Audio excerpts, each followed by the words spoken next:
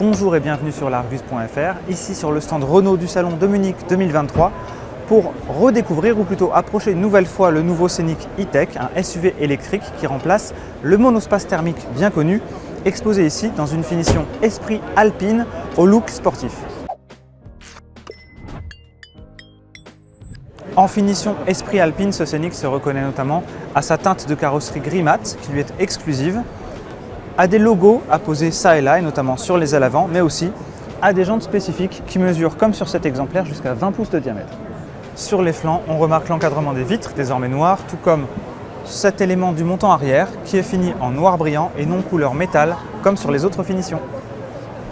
À l'arrière, pas de changement, cette version Esprit Alpine est identique aux autres finitions du Scénic E-Tech, mais il y a d'autres évolutions dans l'habitacle.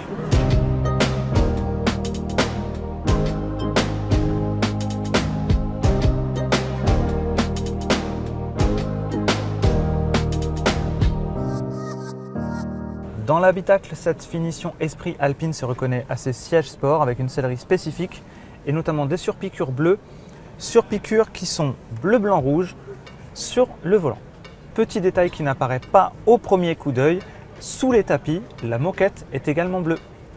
On retrouve ces mêmes surpiqûres bleues à l'arrière, cette même sellerie spécifique à la finition Esprit Alpine. On est donc plutôt content de voir que la partie arrière de l'habitacle n'a pas été négligée, même si on retrouve des matériaux un petit peu moins agréables comme des plastiques plus durs sur les contreportes. On retrouve également cet accoudoir bien pratique, aux multiples fonctions, comme un clin d'œil à la modularité des Scénic d'antan. Esprit Alpine, es-tu là? Désormais chez Renault, ce nom correspond à une finition. N'attendez pas de gain de poids puisque ce Scénic E-Tech pèse environ 1,8 tonne, ni en puissance puisqu'on retrouve les deux motorisations avec 220 et 170 chevaux pour une autonomie respective de 620 ou 420 km, comme les autres versions de ce Scénic E-Tech. Il sera produit en France, à Douai, commercialisé au premier trimestre 2024. Évidemment, on en reparle d'ici là sur l'Argus.fr, sur les réseaux sociaux et sur notre chaîne YouTube. À bientôt!